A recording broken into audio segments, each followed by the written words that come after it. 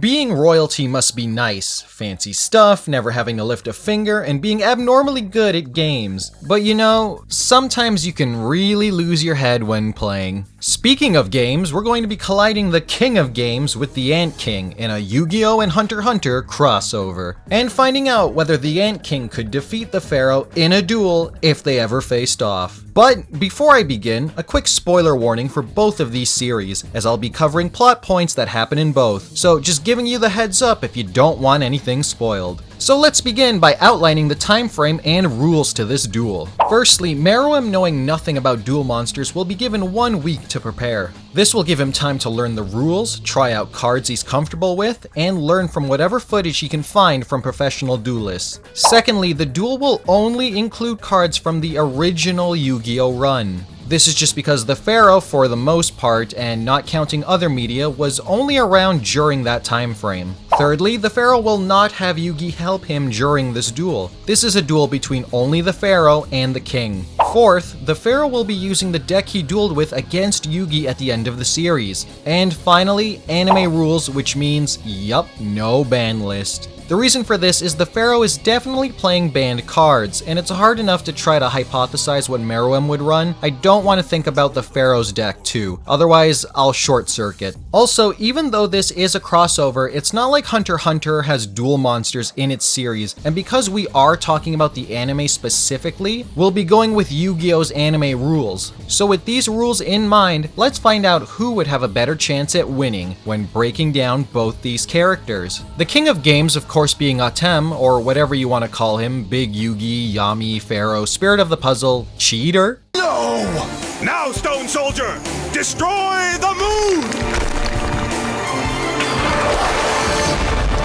To be fair though, everyone cheated. He's gone down in history, literally, as the best duelist in the world. A spirit locked inside the Millennium Puzzle who used to rule over Egypt, he and Yugi were able to claim the championship in the tournaments they participated in, with some pretty crappy cards to boot. They also managed to save the world from many ancient evils and ended up claiming the strongest cards in duel monsters. Now, if this wasn't a duel and it was a straight up fight instead, this would be completely one-sided. The Ant King has devastated the strongest characters in HunterxHunter, and even made this guy go bald just from sensing his power. He's extremely strong and very intelligent, and wants to be great at everything, going as far as to beat humans not just in combat, but by the very games they invented. And you better not lose to this guy. But despite being a beast, he won many of our hearts with his inner beauty, and made many people ugly cry. He's lean, he's mean, he's green. Now let's dissect how these two deal with overcoming the obstacles they would indeed encounter when dueling each other. Both of these characters are definitely smarter than the average person when it comes to outmaneuvering their opponent, be it on the battlefield or in a duel. They can think and plan on the fly, and when faced with tough opposition, both have come out on top by believing in their skills and outsmarting whoever stands in their way. However, with the Ant King, it may be even more impressive than the Pharaoh. What I mean, for those who might not know, the Ant King is not even 1 year old. Yep, he's a big old baby. But despite that fact, he was able to defeat many skilled players who faced off with him in multiple games. He could discern high-level strategies and learn on the fly how to master each game he played. The fact that he was able to become a master with little practice speaks volumes to Meruem's intelligence, even though he's only been alive for such little time. The Pharaoh, now dueling Meruem, has certain caveats he would need to mentally deal with. The biggest and most obvious being death. As I mentioned, Meruem kills his opponents after he wins, and with many people, this would affect how they think and play a game, otherwise known as choking under pressure. However, this form of mental manipulation wouldn't work on the Pharaoh. He's dueled under pressure before.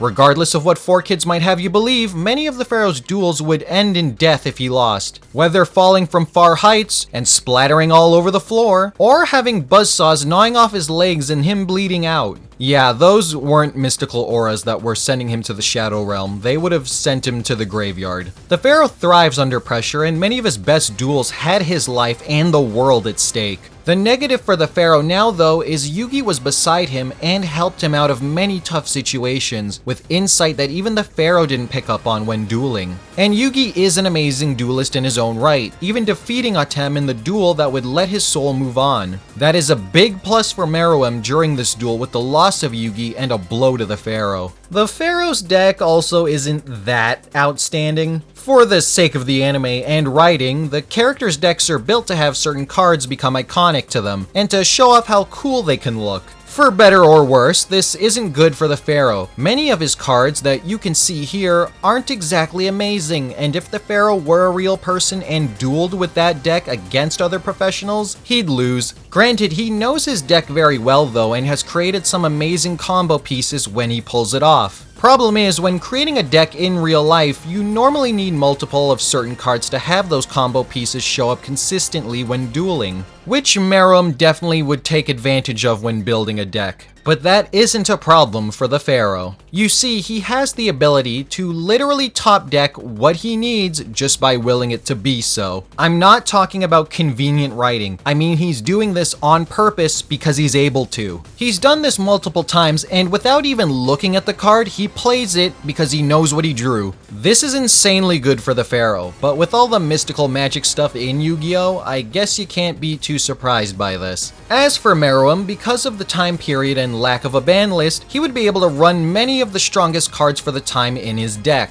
such as Dark Hole, Mirror Force, Harpy's Feather Duster, Pot of Greed, Chaos Emperor Dragon, and BLS. No, I said BLS. You get the idea. People who can remember cards better than me probably could make a list of over 100 cards. It's hard to nail down what archetype or theme for that matter Meruem would go with, or have some mishmash of stuff like the Pharaoh, but depending on how many cards Meruem would have found out about in that time frame and could properly prepare combo material just from a deck recipe alone, Meruem would have the advantage over the Pharaoh. This guy's trying to win at Champ Select. But you guys can tell me your opinion in the comments what deck you think he would run at the time. Also subscribe. As for Meruem, his strongest insight comes from his ability to adapt and his raw intelligence. I already mentioned how he defeated other people at games, but for anybody who watches, you know Hunter x Hunter isn't just about raw caveman strength. Many fights are decided if you can figure out what your opponent's power is and how do you counteract it. And the Ant King had one of the strongest foes and head of the Hunter Society after him. While taking blow after blow, the king was able to conduct a strategy and memorize the hand motions and how each one moved and picked up on Netero's fighting pattern to discern and kill him within just a few minutes. One of the biggest questions is, could the Pharaoh get his Egyptian gods out, because with those, his chances for winning shoot up. We know about his tricky spell combo and his knight's combo to summon the Egyptian gods. That's if he managed to summon all three to the field like he did against Yugi. Meruem may very well be screwed if this happens. Whereas with Meruem, if he decided to run stuff like Chaos Emperor Dragon and got it out before the Pharaoh could do anything about it, the Pharaoh might also be screwed. So taking both the advantages and disadvantages both contestants have in this duel and just who they are as people, I would have to give the win to the Pharaoh. For these reasons specifically. Firstly, the Pharaoh has been playing the game longer than Meruem and has a broader view of the game and its cards. He's also faced many more opponents than Meruem and has catered his deck to his specific needs when dueling, despite what we may think of it. The Pharaoh also has the ridiculous ability to top deck whatever he wants. Even if the king built a more consistent deck, on paper there is always a chance you don't draw what you need, whereas with the Pharaoh he will always draw what he needs. Whether that's fair or not is another discussion, but it is something the Pharaoh can do, and would do during this duel. Meruem also would have very little information about the Egyptian gods and what their specific effects do. Duelist Kingdom was broadcast to the world, but whenever an Egyptian god was played or clashed with another, sometimes the broadcast would be interrupted or go haywire. There's a good chance Meruem doesn't find out what they can do prior to his duel with the Pharaoh, unlike other cards. As for Meruem, his best defense against other players' skills was his intimidation factor, which doesn't work on the Pharaoh. From his many life-threatening duels, he's very used to it. He might even enjoy it a little too much. With that gun, he has no way to get inside his opponent's head. Let's not forget that originally, the Pharaoh wasn't just a master at duel monsters, he also was skilled at many other games as well. Many people don't know this because overseas, Yu-Gi-Oh had grounded its roots into duel monsters, and that's what it was known for. Many people never even knew about the manga's origins or Season 0, which showed the Pharaoh playing other games, so that same skill and gift also applies to the Pharaoh. Not to mention, the Pharaoh also learned games on the fly too, defeating Duke Devlin on his first ever game of Dungeon Dice Monsters, where Duke purposely didn't tell him many things to screw the Pharaoh over, and he still managed to win. Whereas with Meruem, he did learn quickly, but it did take him time to master games by losing first. He lost to the Go champion 10 times before being able to defeat him. There is a good chance he doesn't just defeat the Pharaoh right off the bat if they dueled. Of course, the Pharaoh has lost as well, but those instances were either non-canon or bullshit.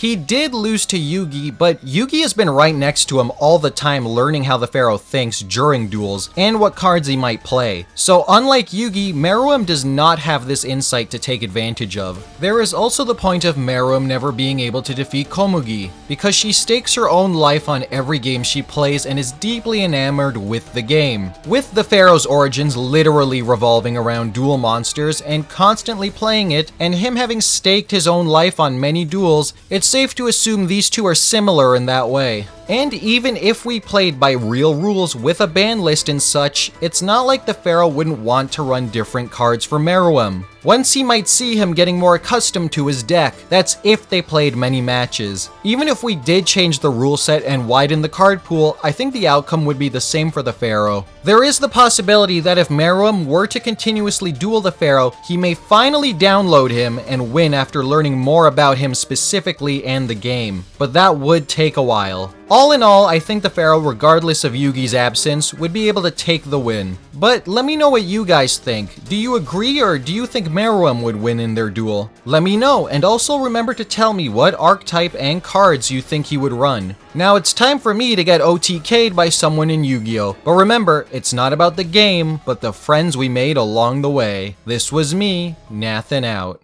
If you made it to the end of this video, thanks for watching. And if you want to check out some of my other crossover videos here, check them out. You might like those too. And remember to stick around for more Nathan out. I'll see you soon.